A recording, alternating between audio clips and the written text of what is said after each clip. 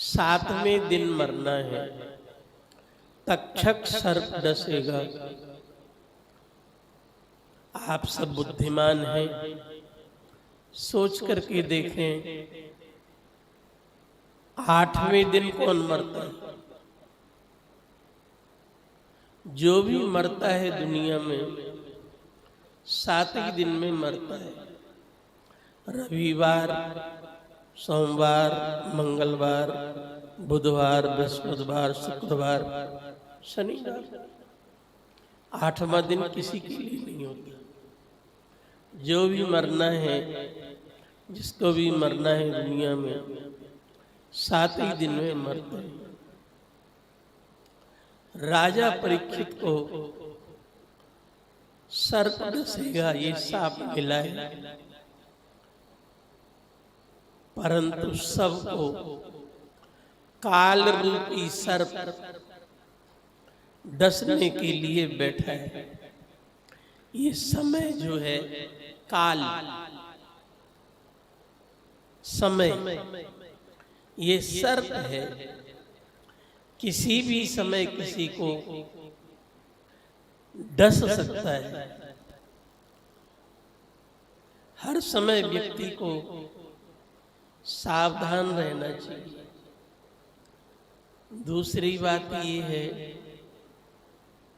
जो जन्म लिया है उसको मरना तो पड़ता ही है।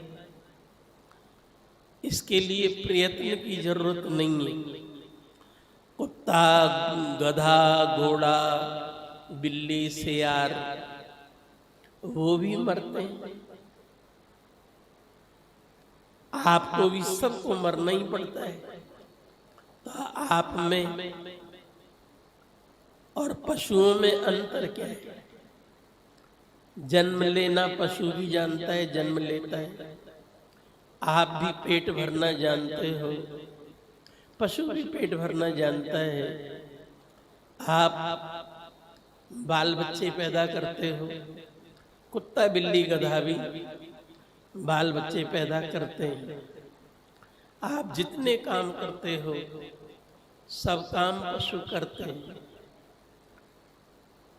कभी कभी लोग कहते हैं, महाराज हम तो बच्चे पालते हैं। अरे भैया, पशु भी अपने बच्चे पालता है। चिड़िया की जरा सी चोंच है, वो भी कहीं से दाना ला करके अपने बच्चों को पालती है। तुमने बच्चे पाल दिए, ये कौन एहसान कर दिया? आप जितने काम करते हो सब काम पशु करते हैं। कहीं आप सोच रहे होंगे, महाराज हम तो कपड़े पहनते हैं। शायद आपने नहीं देखा होगा, पर मैंने देखा है। कुत्ताओं को भी लोग कपड़े पहना देते हैं। जो कुत्ते पालते हैं, कुत्तों को भी कपड़े पहनाते हैं। और मैंने तो एक जगह देखा, बकरी को भी स्वेटर पहना रखे थे। तो ये सब बातें पशु वाली, खाना पीना, सोना, बाल बच्चे पैदा कर देना, उनको पाल देना, ये सब पशुओं की बातें। जितना आप करते हो सब पशु करते हैं। हाँ, पशु अपनी मृत्यु नहीं सुधार सकता, कथा नहीं सुन सकता, कीर्तन नहीं कर सकता, भगवान का भजन नहीं कर सकता, परिक्रमा नहीं लगा सकता बेचारा, क्योंकि पशु। यदि हम लोग अपना जीवन नहीं सुधार पाए, मृत्यु नहीं सुधार पाए, तो पशुओं का जीवन जी रहे हो। फिर जन्म लोगे, फिर मर जाओगे। महाराज परीक्षित मरेंगे तो सर्प परीक्षित भी, पर वो अपने जीवन को 7 दिन में सुधार लेगा। आप भी अपना जीवन अथवा मरण सुधार लो, 7 दिन में अपना जीवन अच्छा बना लो, भगवान के लायक बन जाओ। और नहीं तो फिर जन्म लोगे, फिर मरोगे, बार बार यही चलता रहेगा। पुनरपि जननम पुनरपि मरणम पुनरपि जननी जठरे शयनम, लगा ही रहेगा। इसीलिए भज गोविंदम भज गोविंदम गोविंदम भज गुणमते।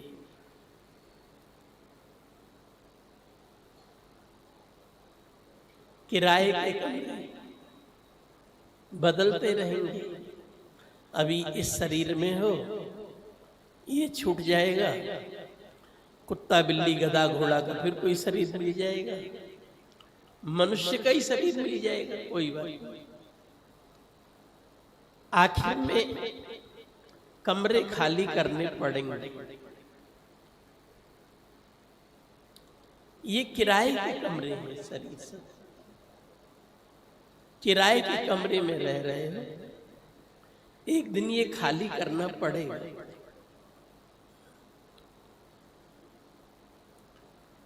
लोग कहते हैं महाराज शांति कैसे मिले?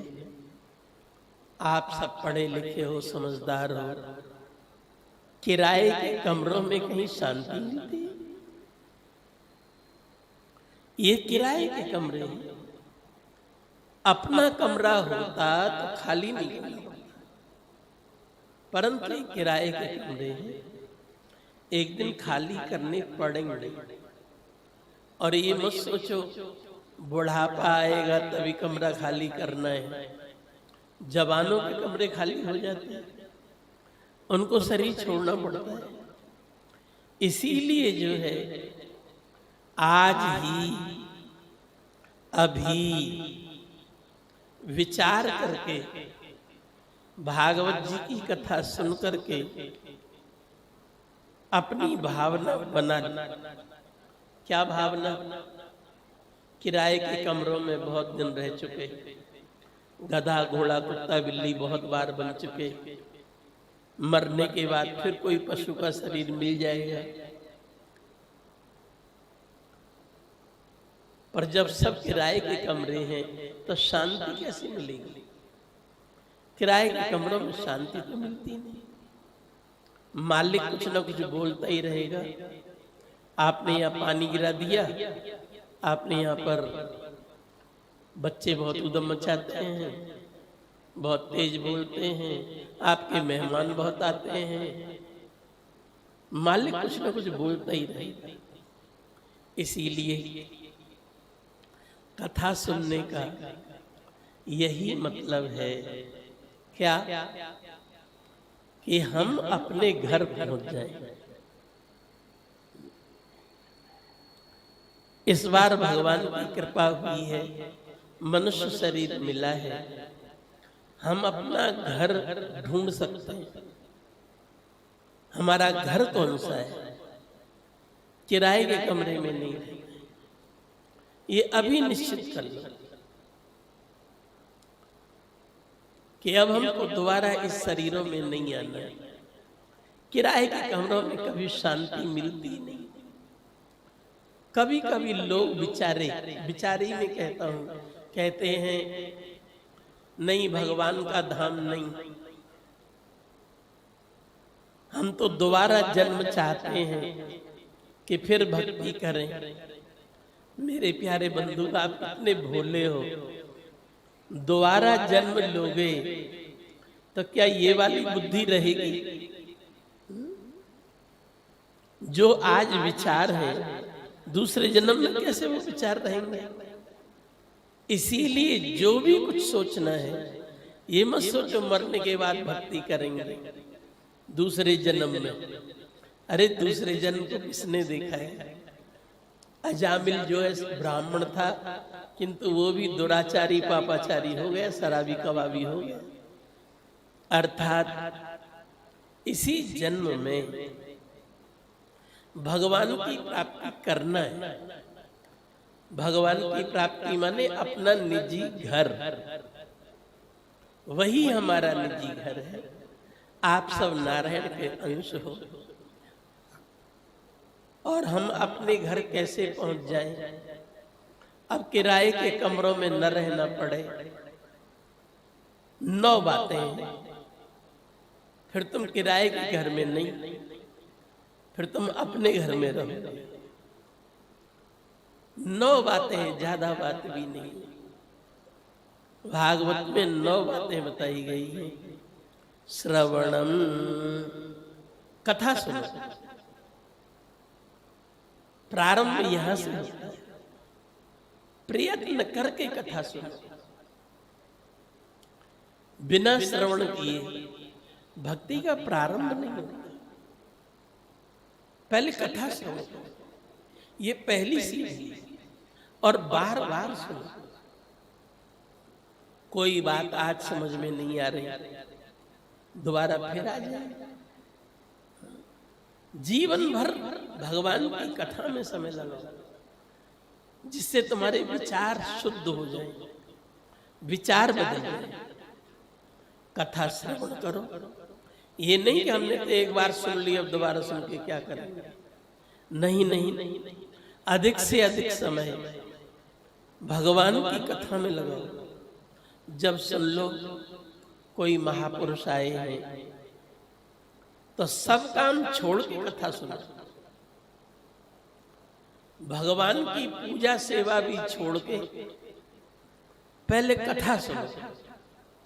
पूजा सेवा वाले भगवान तो घर में ही रहेंगे, आगे पीछे फिर कर लोगे, 3 घंटे बाद कर लोगे, भगवान थोड़ी भाग जाएंगे।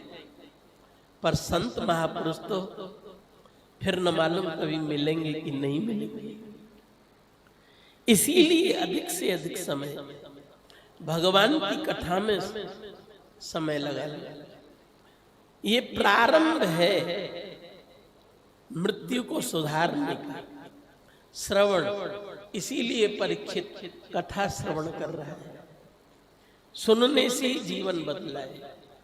सुनोगे नहीं तो जीवन कैसे बदलेगा? और गुरु जी जो बतावे, सुनने के बाद कीर्तन, भगवान का कीर्तन करो, स्मरण करो बातों का कि कथा में कौन कौन सी बात आई, हमारे जीवन में क्या कमी है, उसको लिख करके रखो। कोई महापुरुष हो तो उनसे पूछो। घर के भगवान तो घर में ही रहेंगे, पर महापुरुष तो बार बार नहीं मिलेंगे।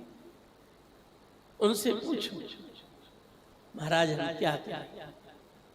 इसी का नाम है कीर्तन, चिंतन। श्रवणम कीर्तनम विष्णु स्मरणम, भगवान का स्मरण। विष्णु स्मरण, भगवान का ही स्मरण, संत का भी स्मरण है। और संत का स्मरण ही भगवान का स्मरण है। अभी सुन रहे थे आप, सुखदेव जी आए तो सूत जी ने कहा भगवान पधारे। सुखदेव जी को भगवान का, जीवन में कोई ऐसा महापुरुष मिल जाए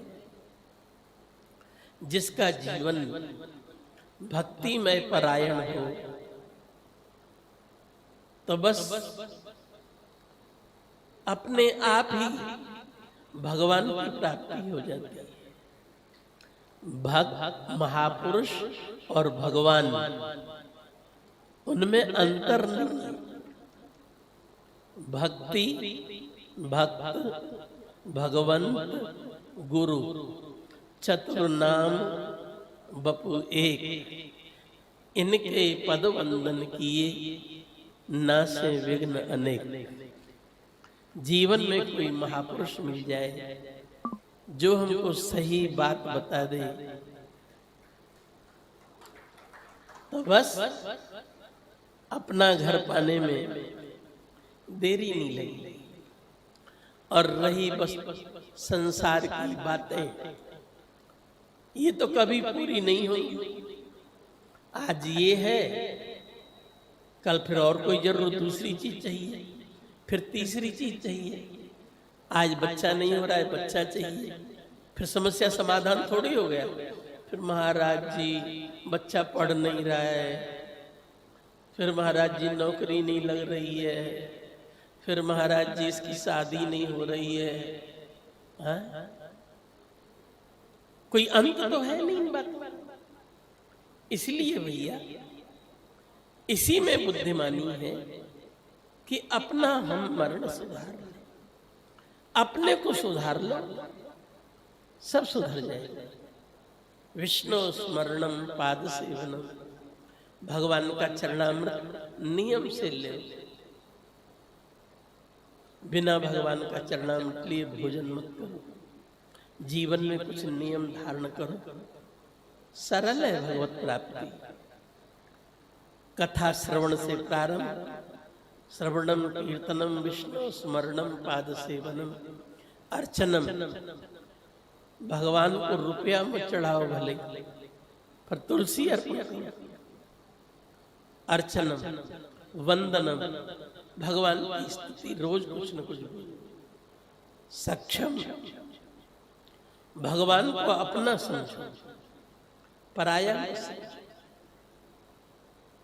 और आत्मनिवेदन, ये अंतिम सोपान। आत्मनिवेदन माने भगवान की शरणागति। किसी आचार्य, किसी गुरु से भगवान की शरणागति का रहस्य जान करके, और अंतिम सोपान भक्ति का ये भगवान की शरणागति। भगवान ने गीता में बहुत मार्ग बताए। सब बताने के बाद फिर भगवान बोले, यदि ये मार्ग तू नहीं चल सकता इन रास्तों पे, तो सबको छोड़ के मेरी शरण में आ जा। सर्वधर्मान परित्यज्य मामेकम शरणम व्रज। इसी का नाम है आत्मनिवेदन। आज से ही तैयार हो जाओ, मुझे अपना जीवन बदलना है। और यदि तुम्हारे अंदर सच्ची श्रद्धा होगी, पक्का निश्चय होगा कि मुझे अब किराए के कमरों में नहीं रहना है, भगवान की प्राप्ति करना है, तो कोई संत महापुरुष भी अपने आप मिल जाएंगे। दृढ़ निश्चय हो परापर, महापुरुष मिल जाएंगे। राजा परीक्षित सुखदेव जी को ढूंढने थोड़े गए, सुखदेव जी स्वयं आए जीव का कल्याण। महापुरुष स्वयं ढूंढ लेते। ये है भगवत कृपा। आप अपने अंदर दृढ़ निश्चय जगाओ कि मुझे अब किराए के कमरों में नहीं रहना है, भगवान की प्राप्ति करना है। संसार में शांति नहीं है, किराए के कमरों में शांति नहीं मिलती, अपने धाम की तैयारी करना है। दृढ़ निश्चय करो, कथा नियम से सुनो, इससे जो है तुमको मार्गदर्शन मिलेगा। कोई बात नहीं समझ में आवे, कथा की बात पूछ सकते हो, मिल सकते हो। सबके लिए शुभकामनाएं। भगवान गोवर्धन नाथ श्रीनाथ जी महाराज आपकी बुद्धि सद बनावे, जिससे कि आप समझ सकें और सही मार्ग पर लग सकें। जय श्री राधे, जय श्री राधे, जय